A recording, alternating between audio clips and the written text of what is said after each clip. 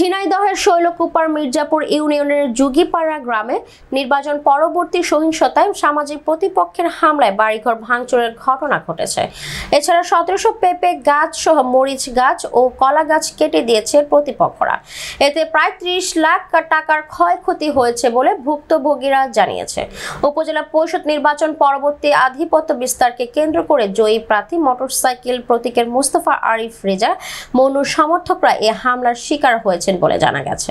পেঁপে বাগান, কলা বাগান ও মরিচ গাছ নিধনের ঘটনা ঘটেছে মঙ্গলবার দুপুরে। এর আগের দিন রাতে তারা আরেক দফা বাড়িঘরে হামলার শিকার হন। যুগীপাড়া গ্রামের সামাজিক মতিয়ার মণ্ডল জানান, উপজেলা পরিষদ নির্বাচনে তারা মুস্তফা আরিফ রেজা মন্নুর মোটরসাইকেল প্রতীকে ভোট করে বিজয়ী করেছেন। এরপর থেকে আধিপত্য বিস্তার করতে প্রতিপক্ষ দোয়াত কলম প্রতীকের পরাজিত প্রার্থী শামীম হোসেন মোল্লার সমর্থকরা এই হামলা চালায়। হামলার ঘটনায় তাদের ব্যাপক ক্ষয়ক্ষতি হয়েছে। এদিকে পরাজিত দলের সামাজিক মাতব্বর শফি জানান, মোটরসাইকেলের সমর্থকরা বিজয়ী হওয়ার পর থেকে এলাকায় উৎপাত চালাচ্ছিল। আমরা তাদের প্রতিহত করি। এই সময় উভয় পক্ষের বাড়িঘর, দোকানপাট ভাঙচুর ও ফসলের ক্ষতি হয়েছে।